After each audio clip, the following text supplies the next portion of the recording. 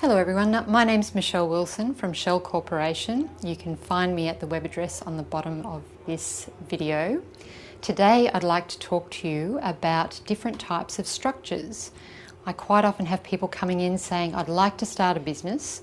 What sort of structure should I adopt? Should I be a company straight away? Should I be a sole trader? So I thought if we go through some of the positives and negatives associated with each structure, then you can hopefully decide which would best suit you. So to start off with, we have sole trader. A sole trader is generally a person who will act on their own behalf, have a relatively small business because there's a huge risk associated with being a sole trader.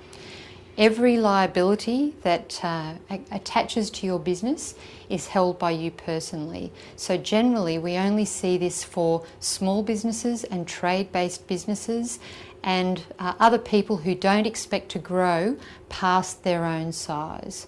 So that quite often people will start as a sole trader when they start their business because they're not sure how they'll go or how big they'll grow, and then they may change to a different structure as they get larger a little bit down the track. So the advantages of being a sole trader though are many, because it's very inexpensive to start your business. If you'd like to trade in your own name, all you need to do is register for an ABN on the ABR website. And then you can start trading effectively. If you expect your turnover to be less than $75,000, you don't need to register for GST.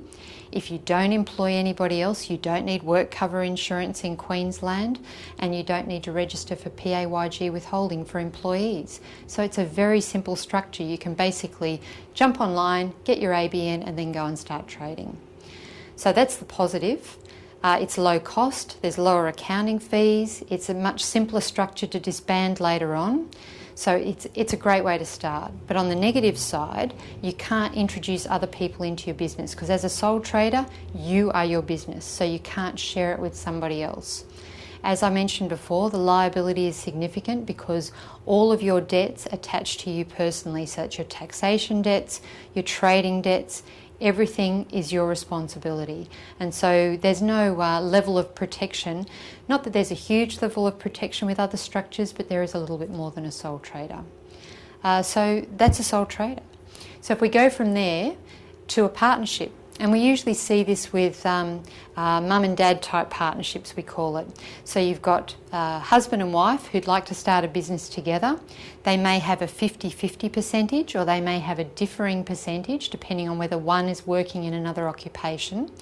And then they start their business. And it's very simple as well. If you want to trade under your own name, you don't need to get a business name. But if you do want to trade under a different name, then you just register a business name with Fair Trading.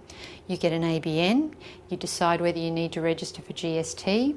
If you don't have employees, then you're able to not register for PAYG withholding or work cover, and you can just start your business.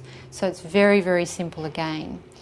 But similar to a sole trader, you have full liability for all of your actions, so that everything that one of the partners does, the other partner is liable for, and vice versa. So there's a much greater risk associated with the business, even though it's simpler.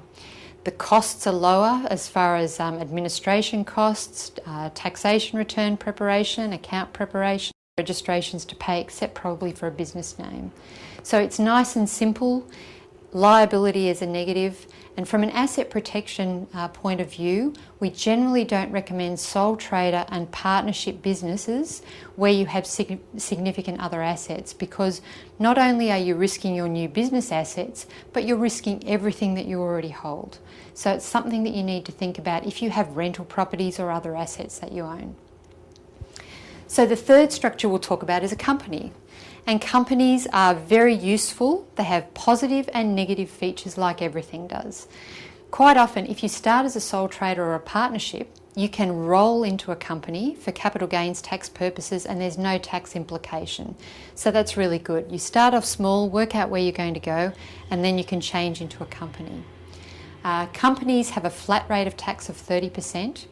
And they don't have drawings or partner drawings as you would have with a sole trader or a partnership. You're on wages. So you're an employee of your company, you're paid wages, you're paid super, You can be covered by work cover if you're not a working director, or if you are a working director you can choose to be covered.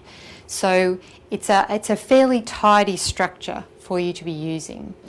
And so the advantage of the company is that it's a separate entity to you. So your other assets aren't automatically at risk by you being involved in a company, especially if you're a shareholder. Because with a shareholder, as long as you've paid for your shares, you don't have any external risk. But if you're a director, you may be liable for all of the debts of the company. So that's something you need to consider before you take on any directorship. Companies are great because you can have other people come in. So you start your company, you grow, you need extra cash, you get another investor and you bring an investor in and they can buy shares in your company, and then that's how your company grows further. So there's a lot of positives associated with having a company. One of the negatives is that it doesn't qualify for what we call the capital gains tax discount, which is where you hold an asset for more than 12 months. You get to halve the tax on the sale of that asset. So there's some positives with companies, that it's very good for a business structure. It's very tidy. Whatever profits you make, you pay 30% tax.